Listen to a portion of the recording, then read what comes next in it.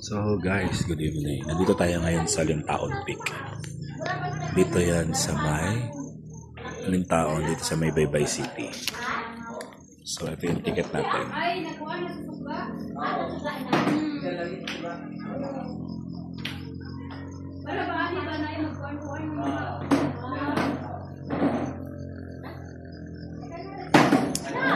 So, overlooking siya actually. Ganda. Yun yung mismong town ng Leyte. So may Mama Mary doon kanina. So, ito yung sinasabi nila na mayroong 16,000 blossom. Ibig sabihin, marami siyang mga bulaklak na umiilaw na 16,000 yung count nun. So, bibilangin natin siya.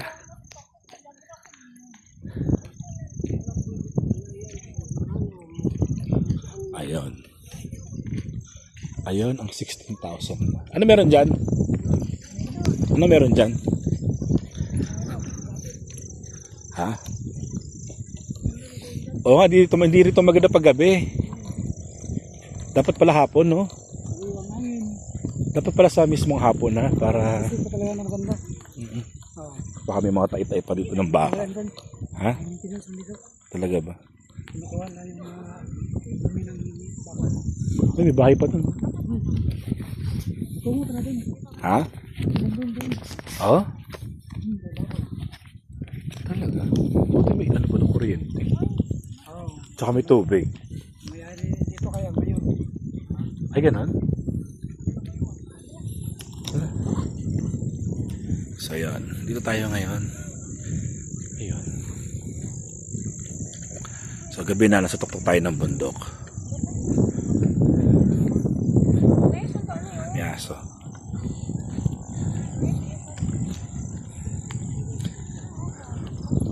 Tapos na.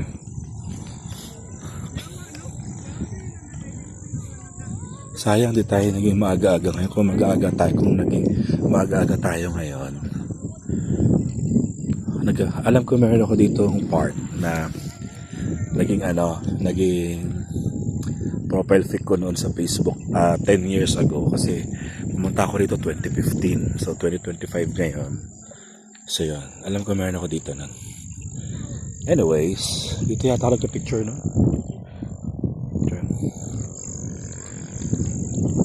So, ito yung 16,000 blossom na sinasabi nila. Yan yan. Pangit ba eh? Yan. Magaba na lang natin. Wait lang. Masyadong matarik. Hindi mo kabisado at nagugulong ko siguro sa ilalim.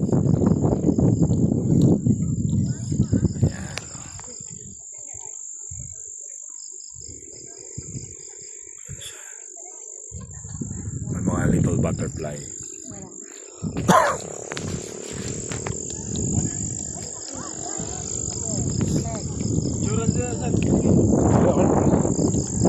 Baba ako. So, meron dito dragonfly. Ang cute. Kasi gumagalaw siya. Tapos meron. May mga dragonfly. Then may butterfly. At in fairness, napakalamig. So ito yung 16,000 blossom.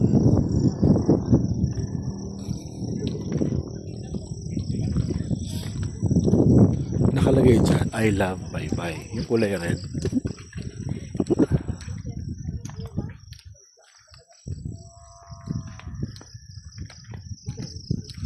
Ayun. So I love Baybay. So wala, hindi ko siya makikita ngayon kasi gabi na.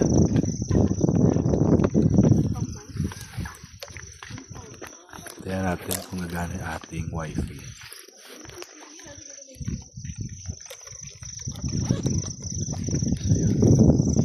So gabi na, ayun, tanaw mo lang dito yung Baybay City over there.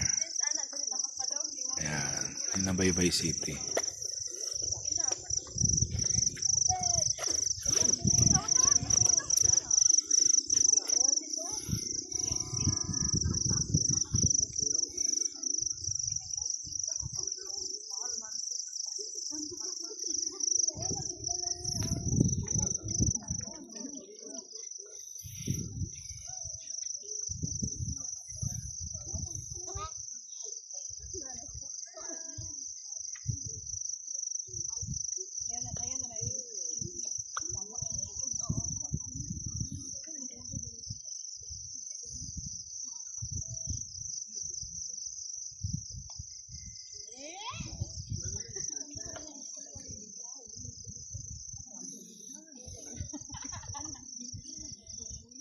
So yun na, nandito tayo ngayon sa bundok. Sa Lintaon Peak. Kung makikita mo may mga ilaw dun, no? Akala mo para kang nasa ulap. Pero hindi siya ulap, dagat yon. So sa dagat, may mga makikita ka mga ilaw. So malamang, meron diyang mga mangingisda. Ayan. Hindi ko lang sure kung nakikita nyo. Ayan o. Yung may mga ilaw-ilaw. Dayon, ito yung City of Baybay.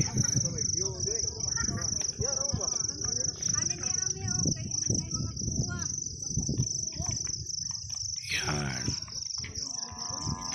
Yan ang city ng Baybay. Tapos, dito naman, ang Lintaon Peak. Medyo maraming tao. I love Baybay.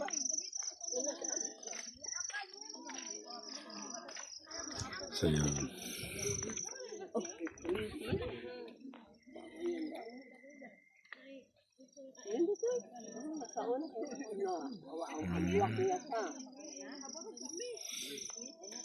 Ang may-ari doon ito si Mayor.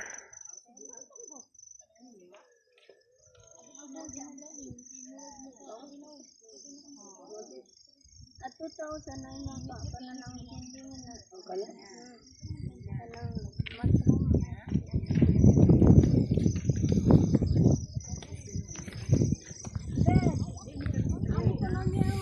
Actually, noong 2015, pumunta ako dito. Pero ngayon ko lang nakita siya na may ilaw.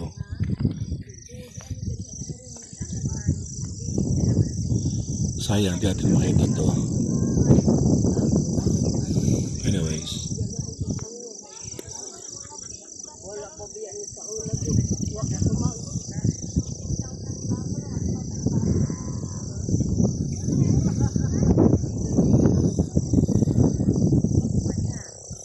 Ganda siya in fairness. Oh, meron doon, ano.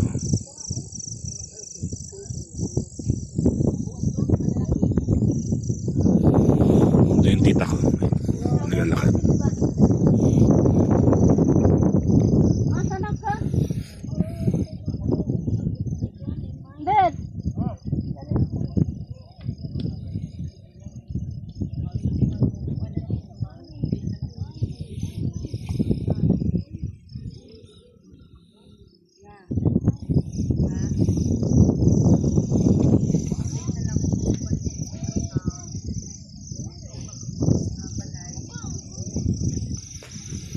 So yun, kung gusto nyo pumunta rito, people, para mag-hire kayo ng tricycle, tapos papasok sa loob, may nakalagay doon na karatula doon sa may highway, may nakalagay doon na Lintaon Peak.